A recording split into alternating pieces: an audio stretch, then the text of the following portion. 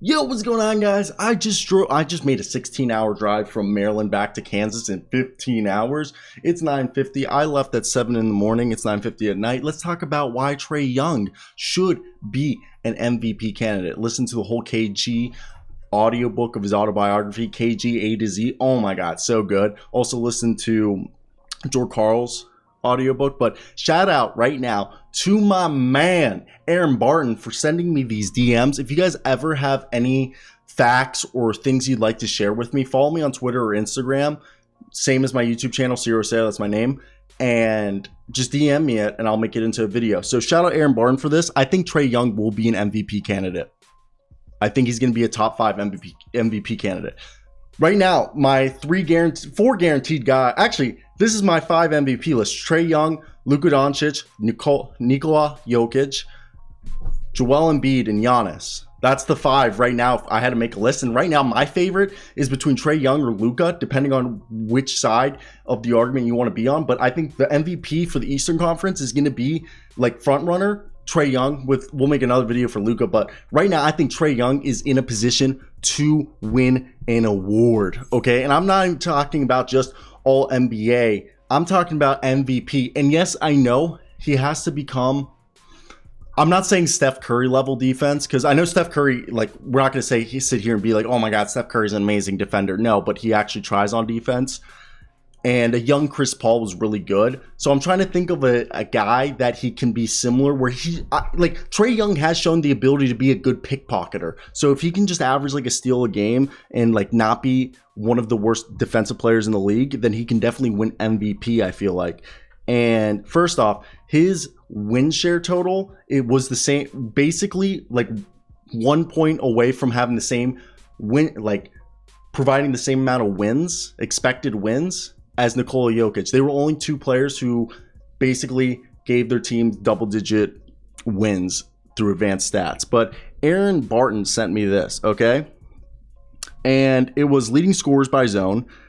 Trae Young is arguably one of, like, we know this. Trae Young, Luka Doncic, and Curry, and Fred VanVleet on this NBA leader score by Kurt Goldsberry are the top 3-point shooters. And then the best shot creators, as you guys see on the screen right now, also by Kirk Goldsberry. Guess who are the 3 best shot creators who have the best shot quality created with expected effective field goal percentage on total shot attempts or total shots created? Guess who's number 1? Trae Young. Guess who's number 2? Luka Doncic. Guess who's number 3? Nikola Jokic. And honestly, I think Jokic is actually higher than Doncic. And so right there, those 3 guys.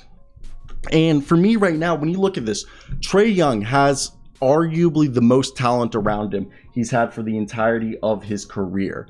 Okay? You have a guy in Trae Young now being surrounded, first off, being the 100% the offense now.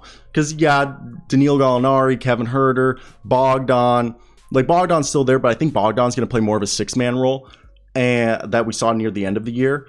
And now I think they've made Trae Young the 30-point scorer. And John Collins should be like a high teens, and DeJounte Murray should be low 20s, I expect, or high teens, similar number. So now he's going to be able to play off ball a la Steph Curry, how we've seen Steph Curry be able to be utilized as an off ball, decoy, but as well as an off ball catch and shoot threat, which DeJounte Murray will take advantage of that and utilize Trae as a catch and shooter running around when he doesn't have the ball in his hand. And that's something that's going to be have to huge. Not only is Trae Young going to have to be able to create for others, he's going to have to be just shooting lights out. And this is a kid who can do this, okay? People don't realize, like, Trae Young, in my opinion, is one of, like, a top 3 passer in the NBA.